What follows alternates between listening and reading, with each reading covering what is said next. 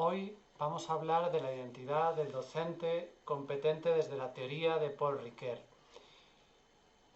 Cada día es más claro que estamos muy formados en aspectos de tipo didáctico, pero creo que la experiencia da que en muchos casos no tanto desde el punto de vista de lo que es la reflexión sobre la propia práctica mmm, aplicada desde la propia sensibilidad.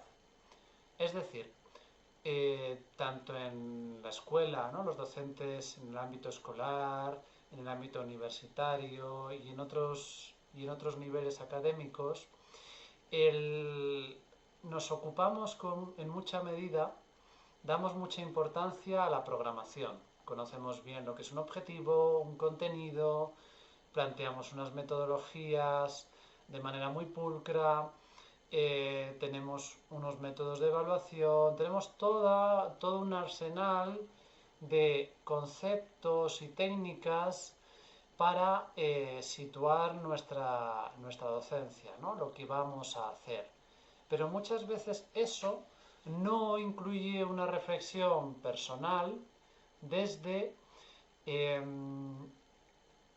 de quiénes somos como docentes, ¿no? De qué sentimos, qué pensamos, qué actitudes tenemos.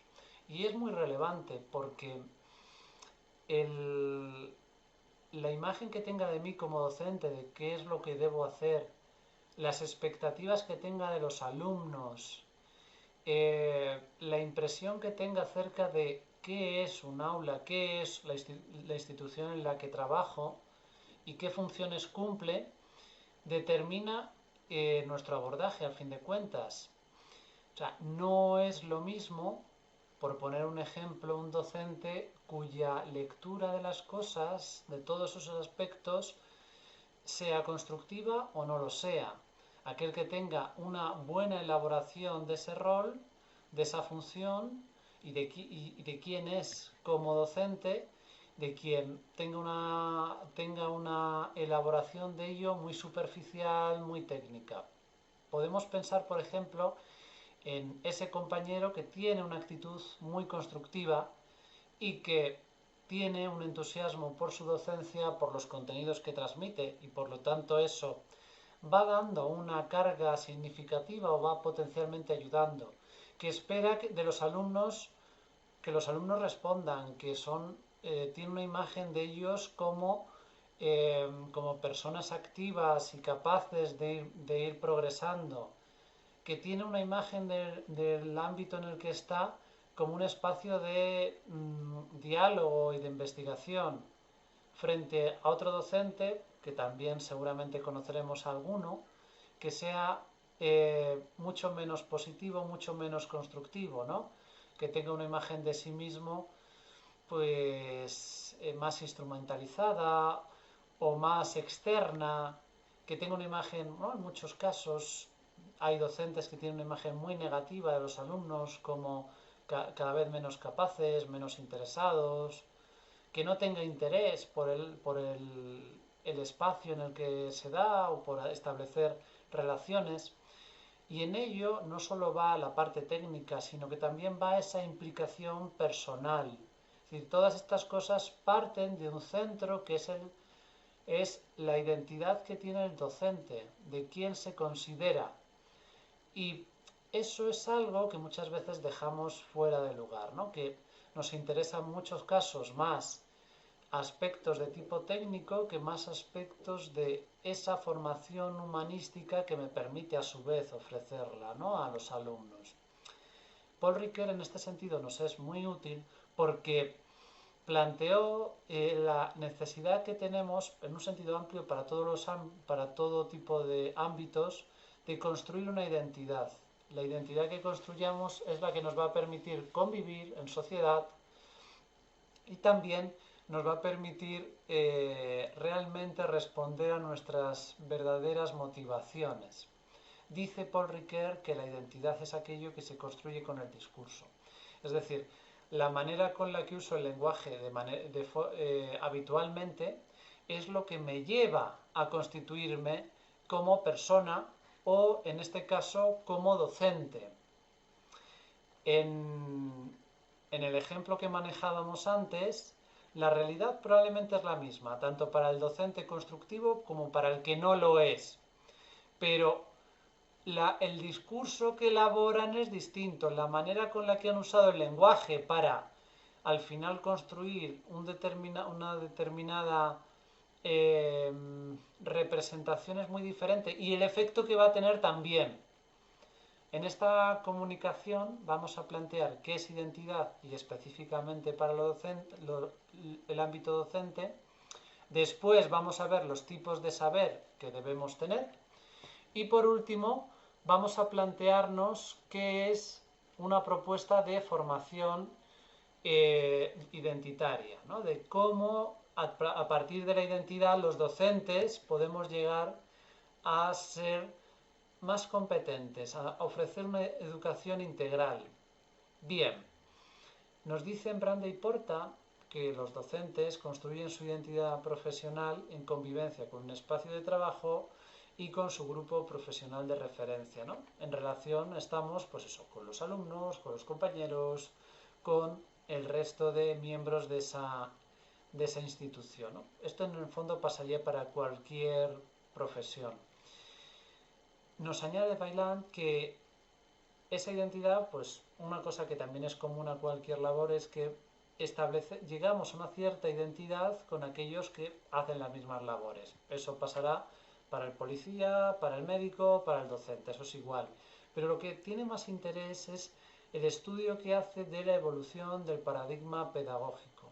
Es decir, va viendo que en cada época hay una forma diferente de enfocar la docencia.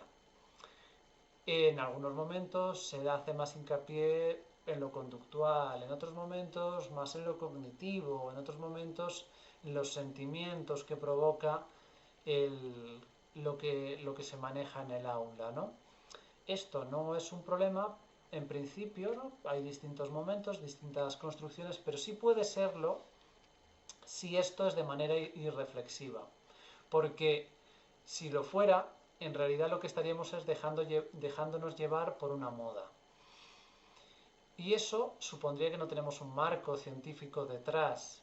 Pero adicionalmente, aun cuando lo hiciéramos con un cierto sentido, si no lo hacemos aplicado a nuestra propia identidad, a nuestra propia sensibilidad, será un problema. Es decir, a mí no me sirve lo mismo que al docente de al lado. Porque mi identidad, mi forma de ser es otra, mi sensibilidad es distinta. Con lo cual, cada uno debe adaptar aquellos elementos que nos dan los marcos teóricos a sus propias formas de sentir, pensar y actuar. Nos dice Armando Zambrano que los tipos de saber serían tres. El disciplinar, que tiene que ver con el conocimiento que tengo de la materia. Es decir, si yo soy docente en literatura, tengo que haber leído mucho. Si yo soy docente en historia, debo conocer muy bien un determinado periodo.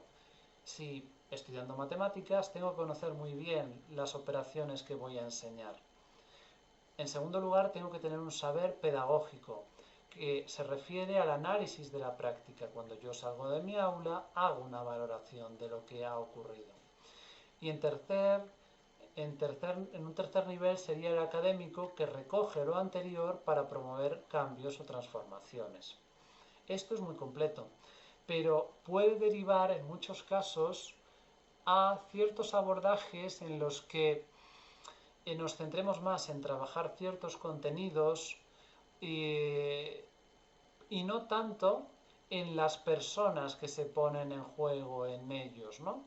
Es decir, centrarnos más bien en lo que estamos transmitiendo, pero no en cómo nos afecta al docente y a los alumnos que están en ese escenario. Por eso en esta comunicación se plantea que también debe haber un saber identitario, conocerme muy bien para también poder conocer al alumno, ¿no? El conocimiento que tenemos de nosotros mismos en relación al conjunto, ¿no?, de la institución, o sea, a los alumnos, a los compañeros, al centro en el que estoy, ¿no? Una identidad docente lograda es la puerta para que el profesor conozca las capacidades, sus capacidades e inquietudes y también conozca las capacidades e inquietudes de sus alumnos. Plantea Paul Ricoeur que la identidad es una combinación entre dos elementos que están en tensión, ¿no? Lo que él llama la mismidad, el conocimiento de uno mismo en un determinado momento, aquello que se repite y que por lo tanto nos identifica y distingue de los otros, frente a la ipseidad, lo que es lo que me aporta el otro, los modelos alternativos, ¿no? Yo cuando estoy en contacto con mis alumnos aprendo muchas cosas, porque veo maneras diferentes de razonar, veo circunstancias distintas y eso me lleva a una ipseidad, me lleva a plantearme bueno, puedo ser otra cosa, puedo plantear cosas diferentes. Y es muy bonito el proceso porque, claro, cuando yo me conozco mi mismidad y entro en contacto con el otro, de algún modo lo que me lleva también es a conocer mucho al otro, es decir, conocer mi yo es conocer al otro. Dicho ya en términos más específicos de Paul Ricoeur, el yo se convierte en el primero de los indicadores, porque designa al sí mismo en la enunciación en la que se marca el yo. Es decir, me conozco en detalle para saber qué es lo que más encaja con mi forma de ser a la hora de transmitir un conocimiento, a la hora de proponer actividades, a la hora de incentivar la participación de los alumnos, pero desde mi forma de ser, ¿no? Todo el mundo incentiva a los alumnos de la misma manera, ¿no? Y también me lleva a conocer al setú, que decíamos antes, a conocer mejor a esos alumnos.